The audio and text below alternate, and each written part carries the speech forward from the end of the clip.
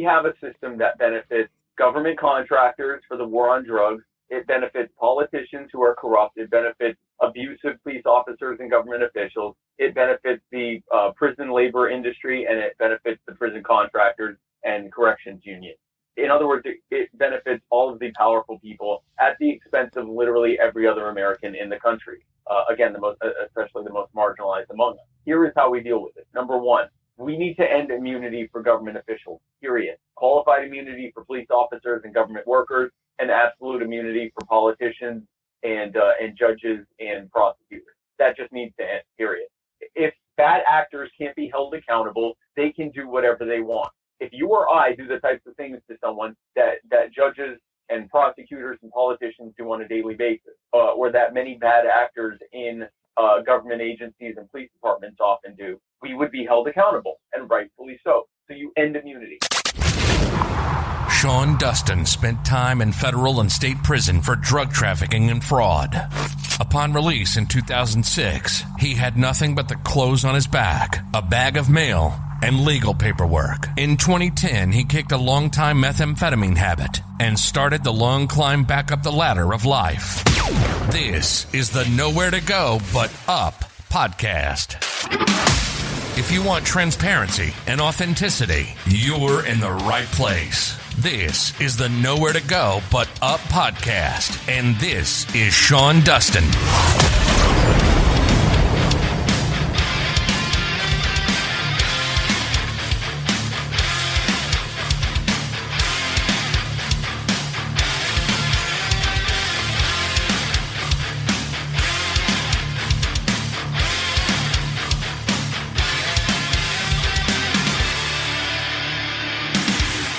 What's up, everybody?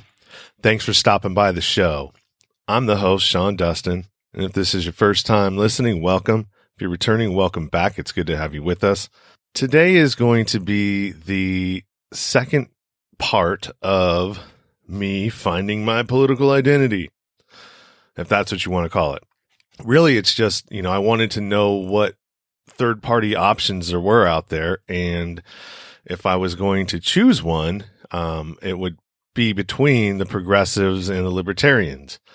The right-left duopoly that's out there, when they don't allow you to see that there are other options, that's a problem.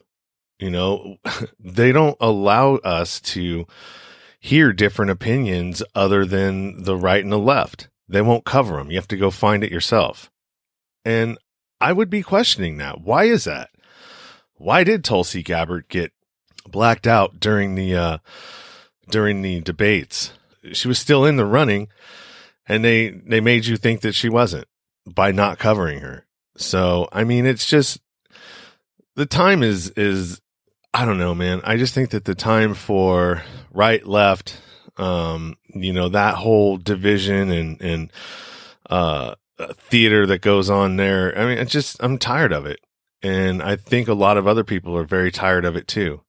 The crazy thing is that I had one of my neighbors I was talking to last week, and I asked him, I'm like, he had Biden, Harris in his front yard, and I asked him about, well, why do you think Biden is such a great? Trump is just. I'm like, well, you didn't answer my question. Why is Biden so great? You do realize that he not just signed off on, but he authored the 94 crime bill, which Clinton enacted. He was the author of it. And you know what? Honestly, I don't think that he actually authored it.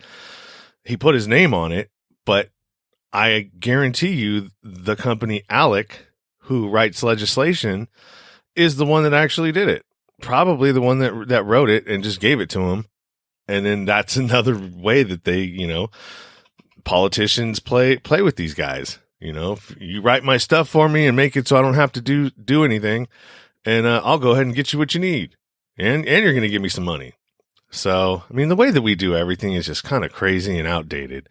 Needs to change, and I believe that the third party option at some point is going to come into play, because everything that Spike was saying, I'm like, that sounds reasonable. Like, why? Anybody that would hear it, I would think that it sounds reasonable, considering where we're at. So I don't know. You decide for yourself. It was a good interview. I enjoyed it. And, I think I know exactly where I want to go now. So the only other thing I have is if you're getting any value out of this, please subscribe, rate, and review from your favorite podcast platform. If you can afford it, drop some dollars over in PayPal or Venmo to support what I'm doing. This isn't free. It costs money, and it's been costing money. I do enjoy it, and it gives me a lot of satisfaction. But, value for value. If you get value out of this, then why don't you return some? If you can afford it. And if you can't, there are other options. Just saying. Anyways, let's get to the show.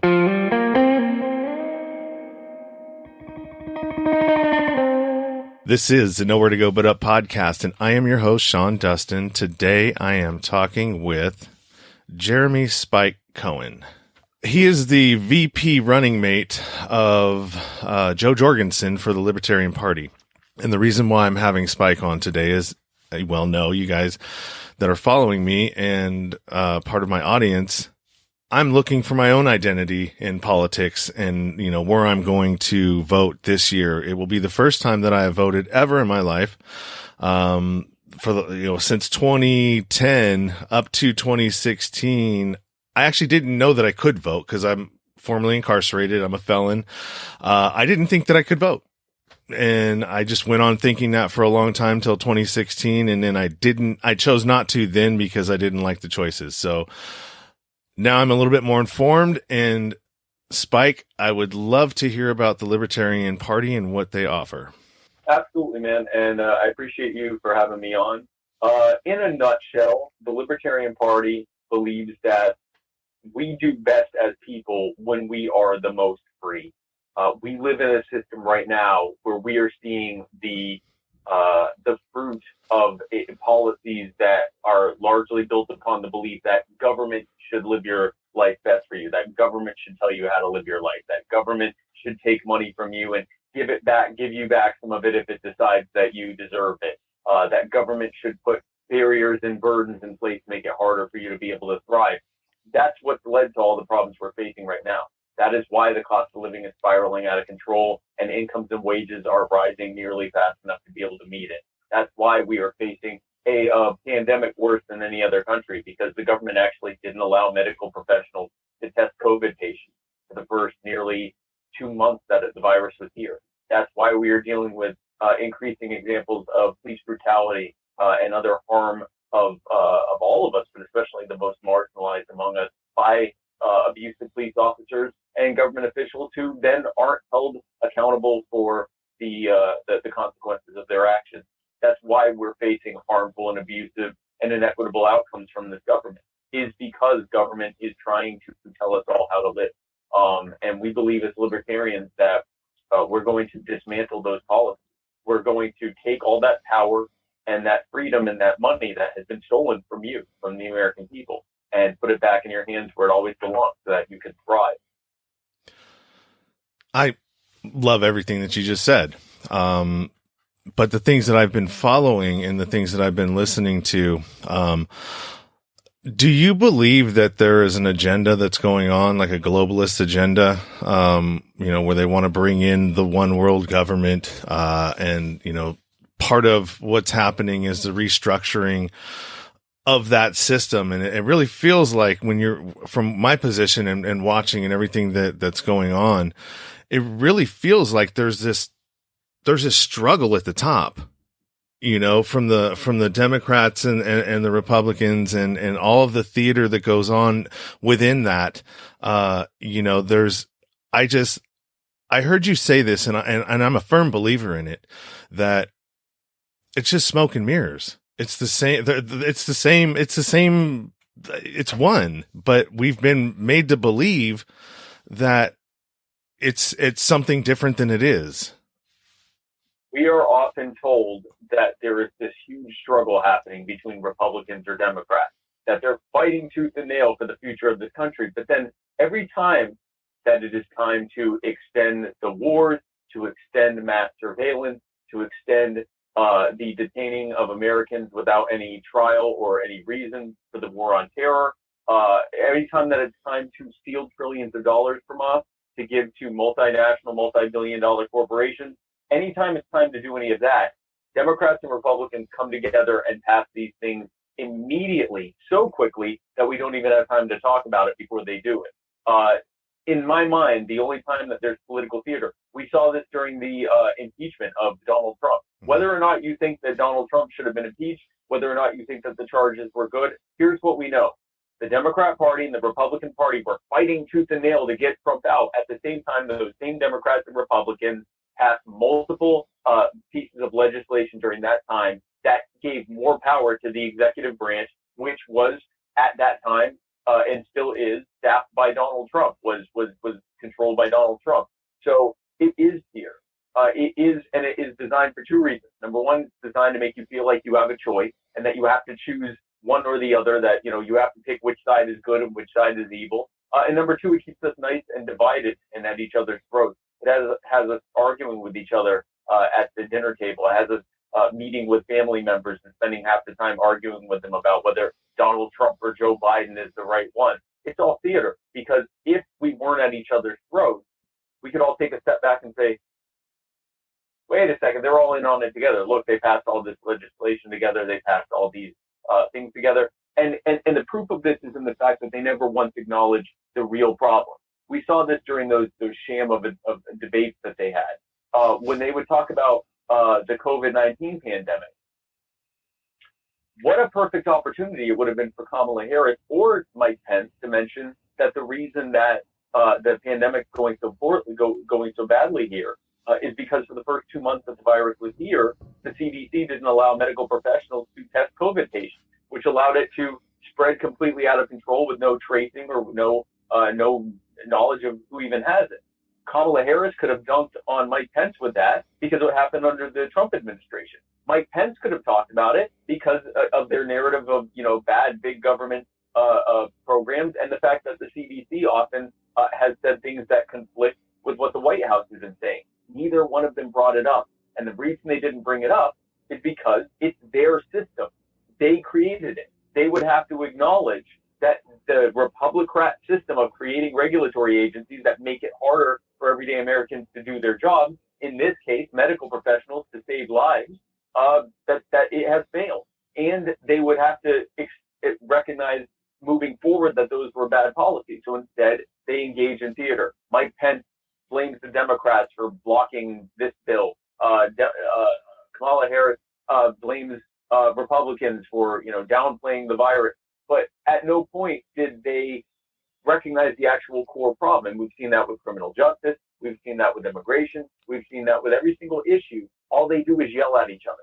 All they do is play good cop to the base that they pander to, and play bad cop to the base that the other side panders to. It is theater. It is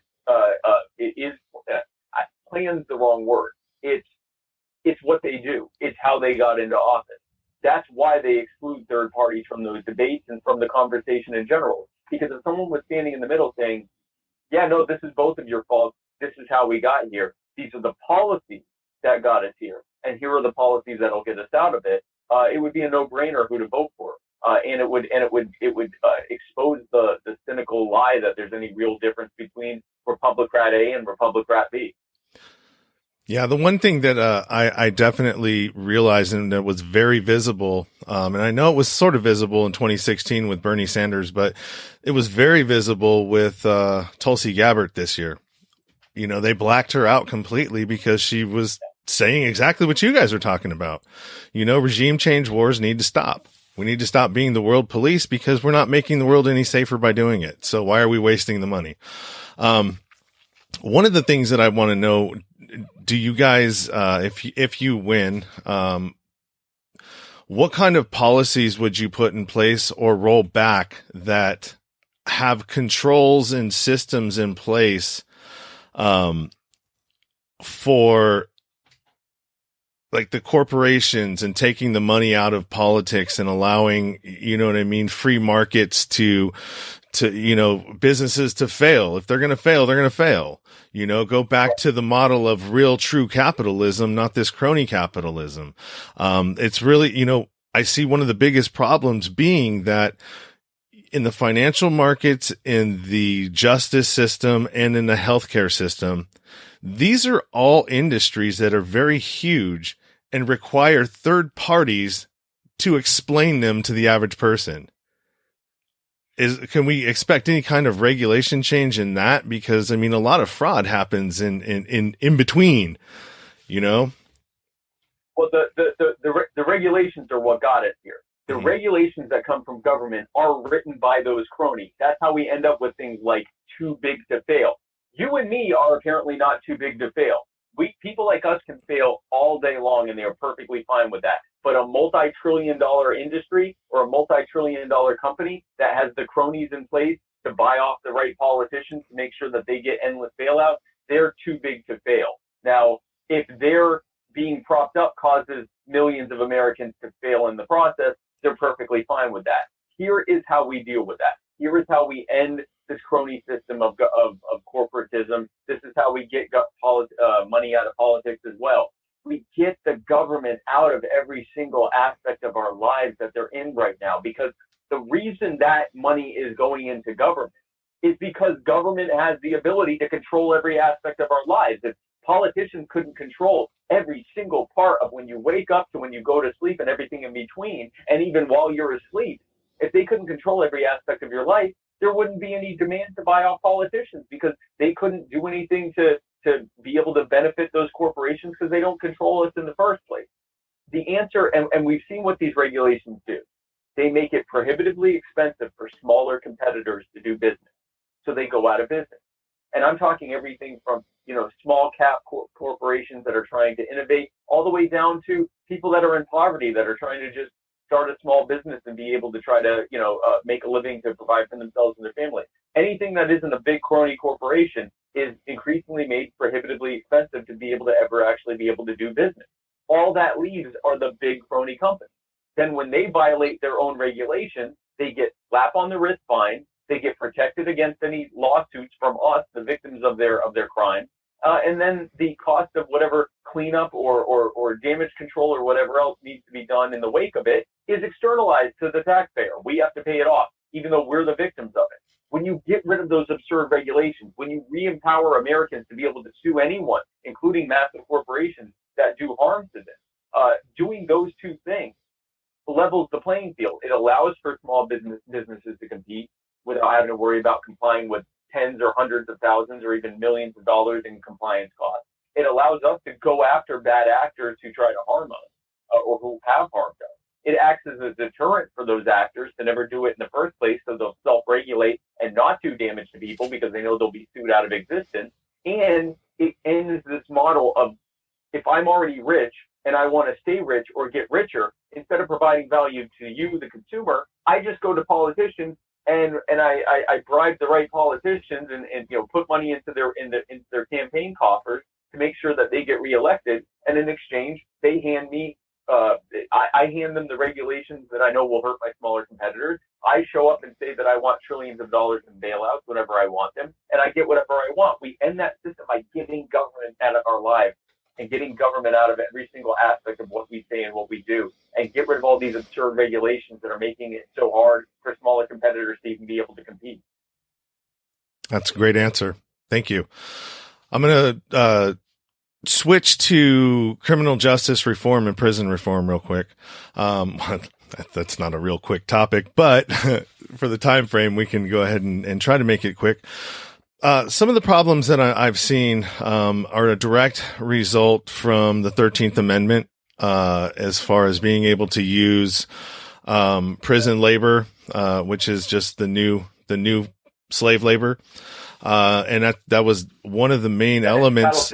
Yeah, that was one of the main elements of or components for the mass incarceration from the 94 crime bill, which coincided with privatization of prisons, which was brought to us by Oliver North and, whatever. You get what I'm saying. All that stuff kind of coincided together, and, now we have the biggest prison population in the world. You're getting people that are put in the federal system that have decades of time and they don't have, I mean, they're nonviolent offenders or drug offenders. It doesn't make any sense, you know, and the only thing that makes sense is that it's providing long-term employment, or labor for, you know, the BOP and Unicor. So how do you guys plan to tackle that and rein that back in, as well as putting more protections in place for people, you know, through, you know, what is it? Cops and attorneys and judges, they all have immunity, so they're not incentivized to do a good job. Well, so here's what we have, and you hit on a lot of it. We have a system that benefits government contractors for the war on drugs. It benefits politicians who are corrupt. It benefits abusive police officers and government officials. It benefits the prison labor industry, and it benefits the prison contractors and corrections unions.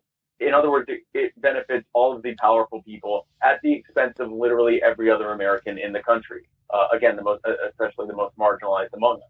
Here is how we deal with it. Number one, we need to end immunity for government officials, period. Qualified immunity for police officers and government workers, and absolute immunity for politicians and judges and prosecutors. That just needs to end, period. If bad actors can't be held accountable, they can do whatever they want. If you or I do the types of things to someone that judges and prosecutors and politicians do on a daily basis, or that many bad actors in government agencies and police departments often do, we would be held accountable, and rightfully so. So you end immunity, period, point blank, full stop. Next thing we do, what is the single biggest contributor to the prison population? The failed war on drugs. The idea that you should be able to control what someone can put in their body. We already saw with prohibition of alcohol what that leads to. Addictions get worse because addicts can't legally get help. Criminal gangs get empowered because they're given a multi-billion-dollar industry to corner. Those criminal gangs then become incredibly powerful, start buying off politicians, start putting their preferred crony politicians in place, pay off police officers and other government agents, which leads to more corruption in government. And there is as a result of all these things, there's a growing rift between the government and the people. And in addition, things become less safe because these gangs are fighting each other over turf warfare and everything else. But as it relates to criminal justice, a lot of people are criminalized for choosing to put something in their own body, harming no one else. So we've seen the same thing now with the war on drugs. It needs to end. And so what Jo Jorgensen will do when she's elected is deschedule all the drugs. The government should not be deciding what you can or can't put in your body.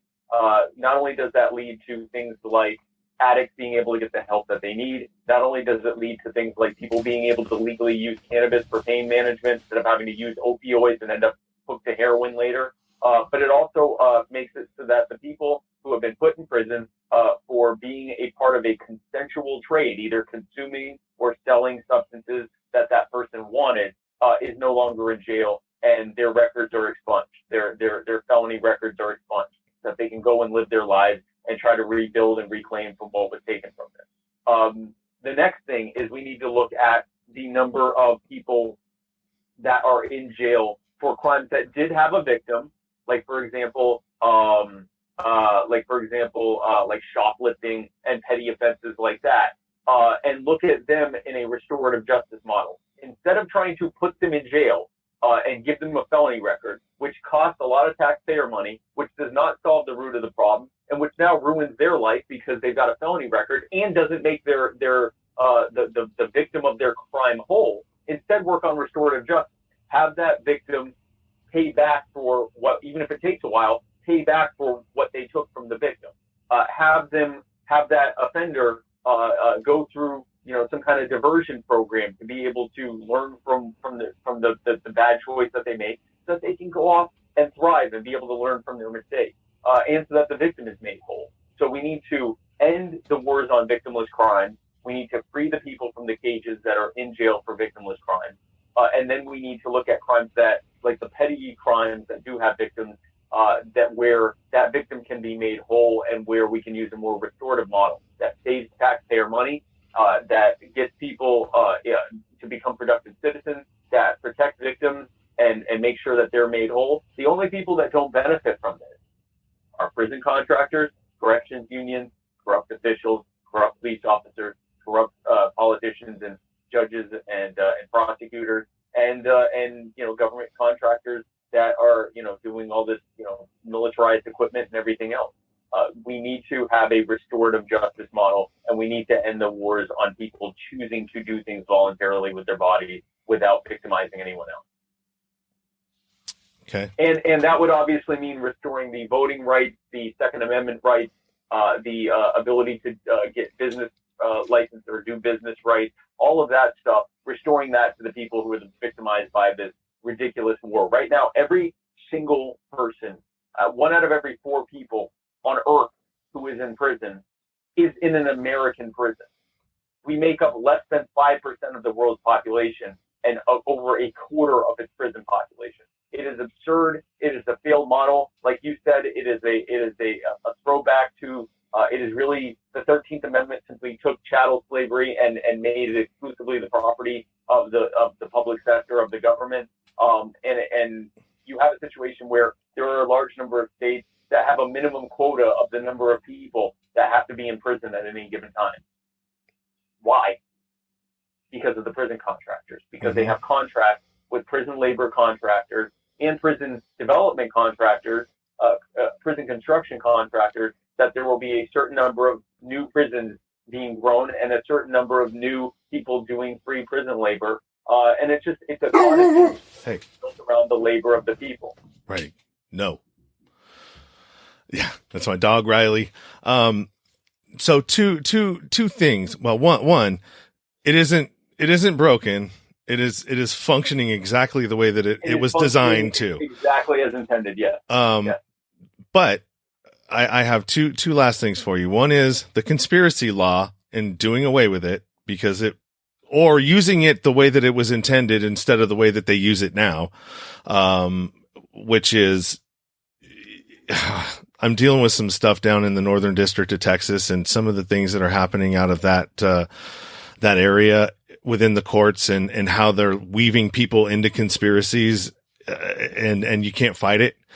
That is one of the main reasons that, the mass incarceration is happening, is because they're using that, in a way that it wasn't intended. It was intended for RICO and people that were, like El Chapo and organized criminals, not organized drug users. You know what I mean? That's really what it is. And then also the other side of that, marijuana, and how are we going to deal with that? Because the people that were victimized the hardest from it can't even get into the industry now as a legal industry. So, I mean, that to me, that's crazy. So there's two things right there, and we're at 22 minutes. So pick whichever one you think is most important. I can talk about both of them at the same time. Okay. These are both side effects of the war on drugs. Like you said, we have a situation now where there are people where in some states, marijuana dispensaries were labeled essential businesses that had to remain open during the pandemic, while at the same time, there were people that were in jail for selling marijuana in that same state. All that needs to end, and that ends by getting government out of it, getting the federal government out of it, and getting it as lightly regulated at the state level as possible. So ending the war on drugs. With the whole thing with conspiracy, again, that's the war on drugs. Conspiracy is supposed to be, did you help conspire in an act to murder someone, or to set someone up to be raped or to be robbed or something like that? That makes sense. But conspiracy to do drugs, conspiracy to, someone asked me if I know someone who can get them some weed or something, and so I say, oh yeah, I heard this person get it, so now I can get it to you, and now I'm in trouble for conspiracy. By getting rid of those laws in the first place, it also ends the conspiracy aspect of it as well. And part of the ending the war on drugs also means expunging the records of the people who were victimized by it, because they never should have gone to jail. They never should have been put on probation or parole. It was a victimless crime. It should have never been a crime to begin with. So ending the war on drugs deals with both of those issues. Yeah, exactly. I can 100% agree.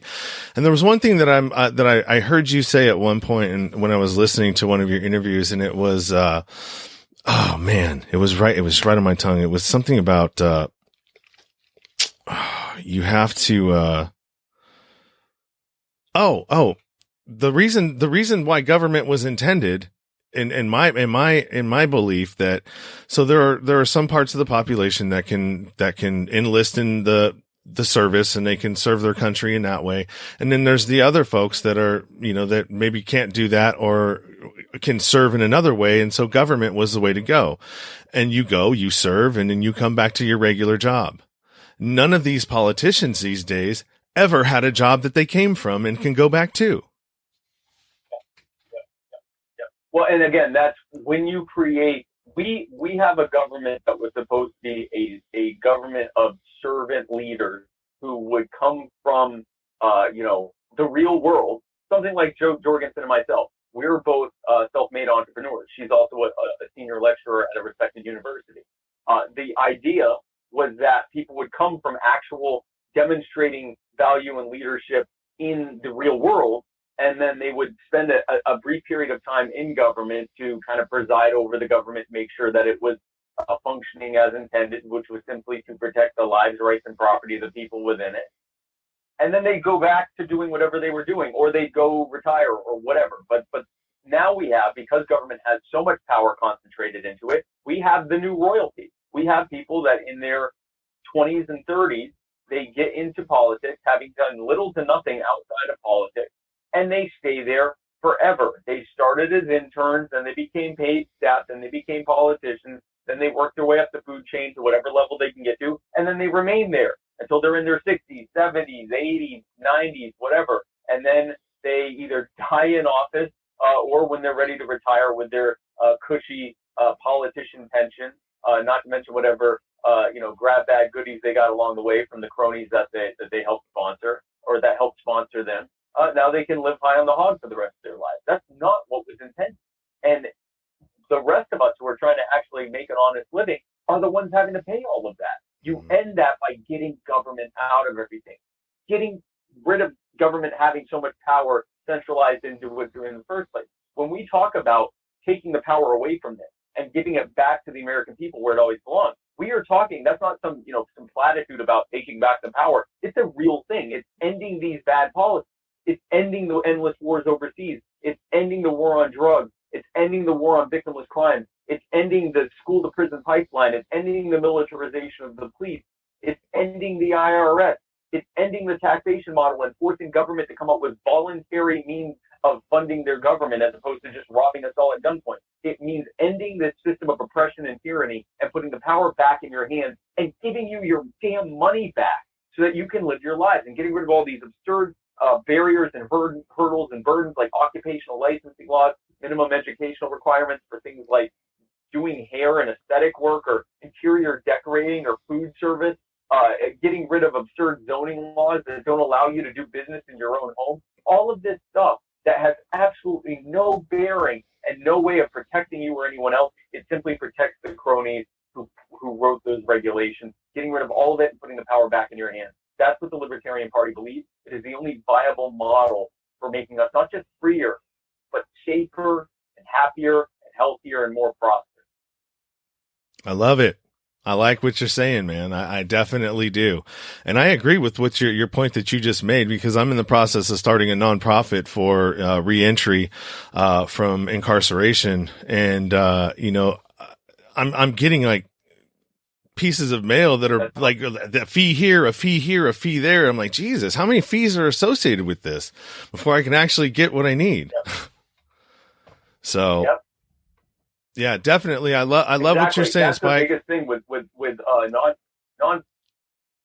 Well, thank you, man. That's the big thing with nonprofits. So in most parts of the country, you may not know this, it's illegal to feed the homeless unless you spend thousands or tens of thousands of dollars to comply with the various laws and fees and so forth before you can give a sandwich to a homeless person.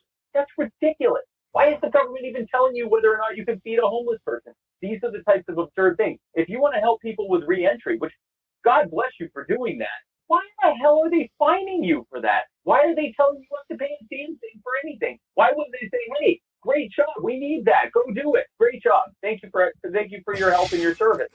We need to look at people who want to help people as as the heroes of our community, not let the government tax and fine and mandate and regulate you into not being able to do it and into having to rely on government for that. So anyway, we could talk about this with every single subject. Yeah. The bottom line is that government makes things harder. That was not what they were intended to do. The purpose of government is to protect lives, rights, properties.